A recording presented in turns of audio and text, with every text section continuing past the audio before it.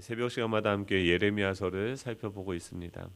예레미야서 39장에서 결국 유다는 바벨론에 의해서 멸망하게 되어집니다. 또 40장이 되면은 이제 그 포로로 끌려가는 그 행렬 가운데서 이 예레미야가 그 사령관 느부사라단에 의해서 너는 선택을 하라라고 이야기를 합니다. 그가 묶여있던 것들을 풀어주고 바벨론으로 갈지 남유다에 남을지를 선택하라고 이야기합니다. 결국 예레미야는 그 안전을 보장했던 그 바벨론으로 편안한 삶을 보장이 되어진 그 바벨론으로 가는 것을 포기하고 황폐하여진 그 남유다에 남게 되어지는 것을 40장에서 살펴보게 되어집니다.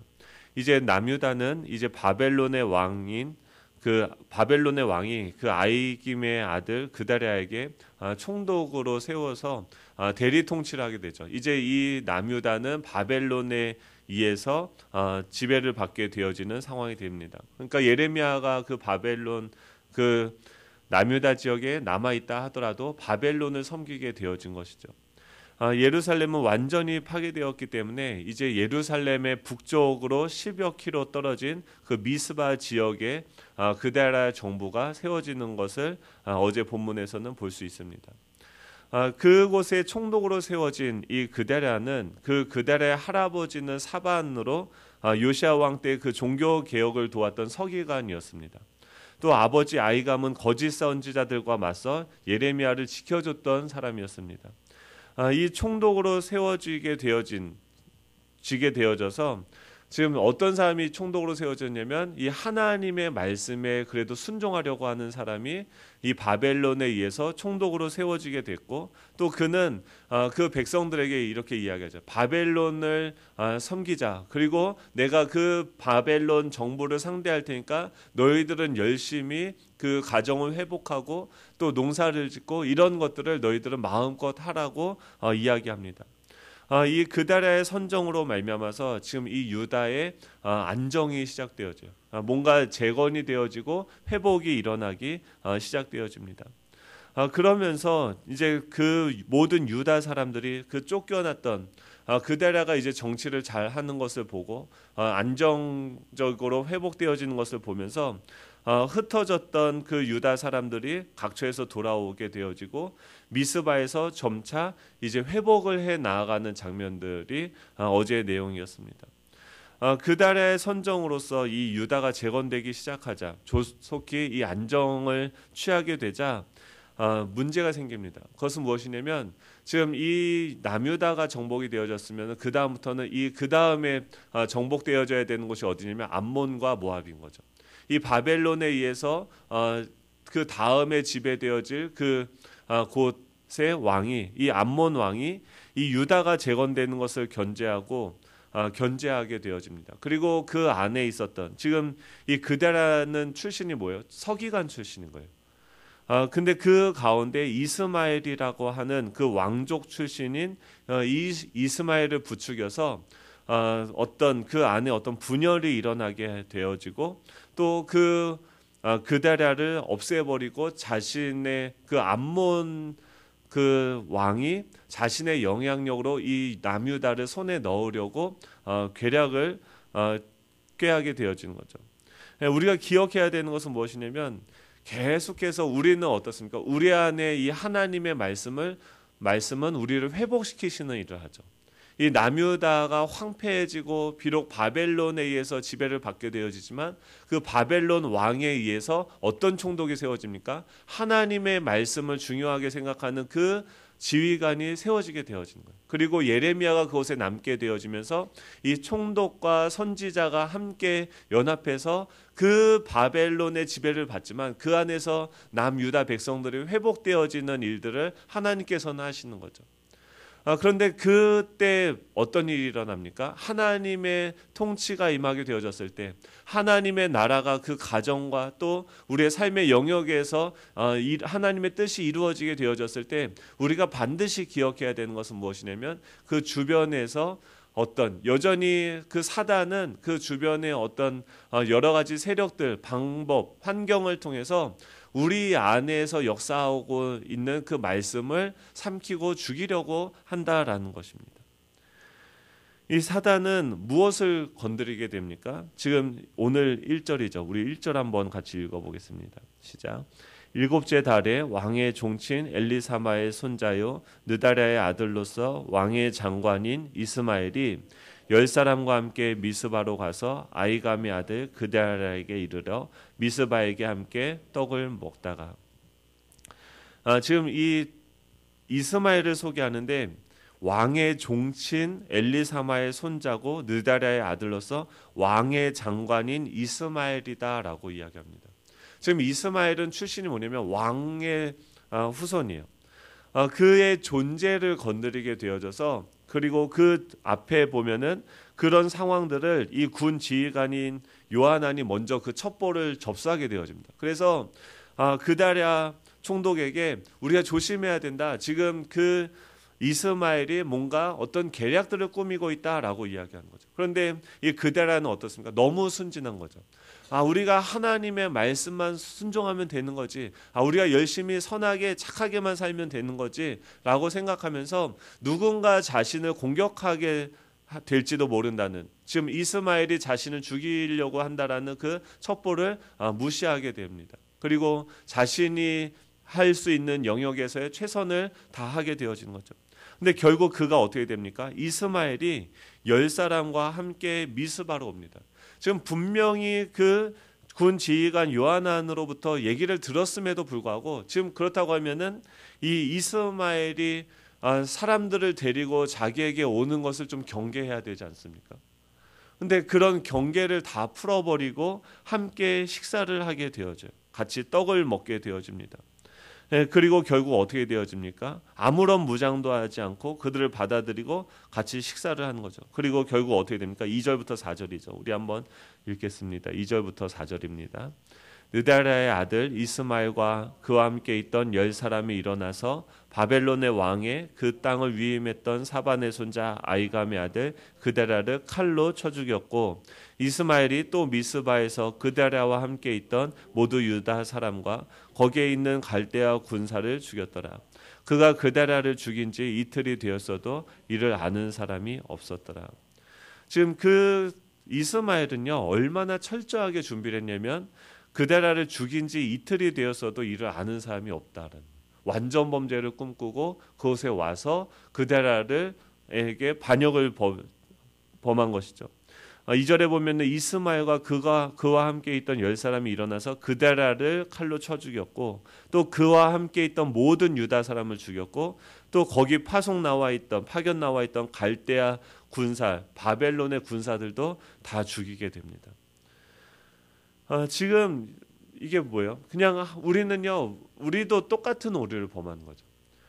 늘 사단은 우는 사자와 같이 우리를 삼키려고 한다, 이런 얘기 숱하게 들지 않았습니까? 알죠.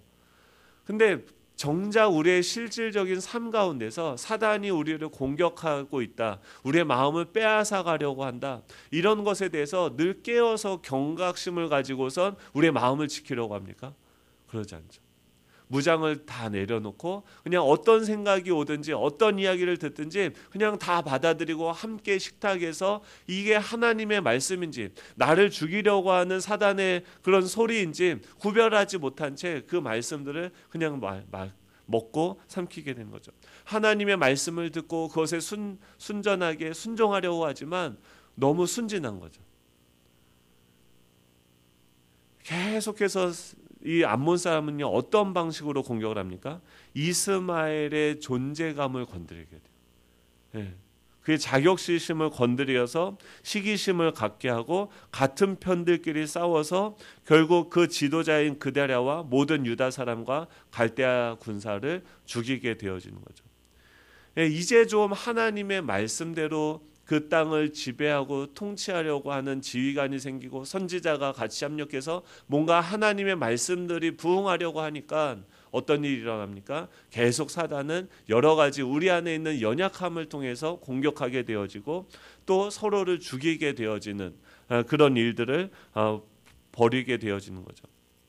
그때만 이런 일이 일어납니까? 아니죠. 지금도 똑같죠. 제가 지난주 월요일 날 저희는 뭐합니까? 쉽니다. 쉬는데 주일날 정말 행복하게 사역을 마치고 이제 월요일날 심재호 선교사님이 목사 안수를 받고 또 제가 사랑하는 선교사님이 다시 이제 대만으로 이렇게 파송을 받아서 서울로 이제 가는 어떤 스케줄이 있었어요. 그래서 아침부터 이제 준비해서 나가는데 아내님이 뭐 그런 거 있지 않습니까? 저를 얼마나 사랑하겠어요, 그렇죠? 그래서 여보 이제 토요일 날하고 주일을 다 이렇게 참은 거예요. 왜냐하면 사역을 해야 되니까 뭘 얘기하면 안 되는 거예요. 그리고 이제 월요일 날 참았던 얘기를 친절하게 이제 아름다운 미소를 머무는 채 저한테 얘기하는데 아내를 보는데 꼴 보기 싫은 거예요. 계속 가는데 뭐 계속 얘기하는데 보니까 다 제 자존심을 건드리는 말들이에요. 틀린 말은 없어요. 근데 계속 건드리는 거죠. 그러면서 제가 어떻게 합니까? 가면서 평소 같았으면 막 은혜가 충만하면 이렇게 할 텐데 월요일이니까 아침에 또 늦게 일어나가지고 큐티도 안 하고 뭐 밥도 안 먹고 월요일이니까 사역이 없으니까 오늘은 살 좀 빼자고서 밥도 안 먹고 결론적으로 저녁에 이제 아내랑 저랑 이제 한바탕 이제 그날 이제 계속 싸웠죠. 하루 종일 1차전, 2차전, 3차전 막 한 다음에 집에 와가지고 우리가 오늘 왜 그랬을까 제정신이 든 다음에 점심을 먹고 나니까 제정신이 들더라고요. 왜 싸웠을까 그랬더니 아내가 여보 밥을 안 먹었다고. 아침 밥을 굶었다고. 굉장히 단순한 거죠. 그런데 주일날 말씀을 선포하고 계속해서 그 말씀이 우리 안에서 역사하려고 할 때 동시에 어떤 일도 일어납니까? 계속 우리 안에 이 말씀을 잡아가려고 하는 죽이려고 하는 그 사단도 동시에 일한다는 거예요. 성령님이 일하시면 사단도 일하고 있는 것을 우리는 기억해야 되는 거죠. 그래서 이것이 하나님에게서부터 오는 건지 이 적이 왔을 때 우리가 이 설교를 들을 때도 이것이 정말 하나님에게서 오는 건지 인터넷을 보십시오. 막 극동방송을 들어보세요. 얼마나 많은 말들이 난무하게 되어집니다. 이것이 왔을 때 이것이 하나님의 말씀인지 아니면은 어떤 다른 메시지들이 섞여져 있는지 분별이 필요하다는 거예요. 하나님의 말씀이면 우리가 순종해야죠. 하지만 그 순종하려고 하는 그 선한 생각 가운데서도 뭐가 필요합니까? 깨어서 경계하고 우리의 마음을 지키려는 노력이 필요하다는 거죠. 사단은요 지금도 우는 사자와 같이 우리를 삼키려고 하고 꼭 뭘 건드립니까? 우리 자존심을 건드리고 우리 존재를 건드리는 거죠. 그래서 우리 안에 있는 연약함들을 건드리고 그것을 통해서 존재를 건드리니까 뭐예요? 존재가 살아나서 화를 내게 되고 또 싸우게 되고 분열하게 되는 거죠. 이런 일들 시작점은 무엇입니까? 그냥 저는 밥 안 먹으면 민감해져요. 밥 먹으면 되는 거고 또 말씀을 먹으면 되는 거죠. 사랑하는 성도 여러분, 군대 지휘관 요하난이 뭐라고요? 지금 당신을 노리고 있는 이스마엘이 있다라고 얘기해요. 그럼 어떻게 해요? 우리가 듣고 나를 죽이려고 하는 세력들이 있구나. 말씀의 은혜를 받으면 또 뭐예요? 또 이 녀석들이 나를 공격하겠구나. 이것도 같이 작동을 해야 되는 거죠. 바로 그때 어떤 일이 일어납니까? 또 하나의 사건이 일어나죠. 5절입니다. 5절 함께 읽겠습니다. 시작. 그때 사람 80명이 자기들의 수염을 깎고 옷을 찢고 몸에 상처를 내고 손에 소재물과 유황을 가지고 세겜과 실로와 사마리아로부터 와서 여호와의 성전으로 나아가려 한지라.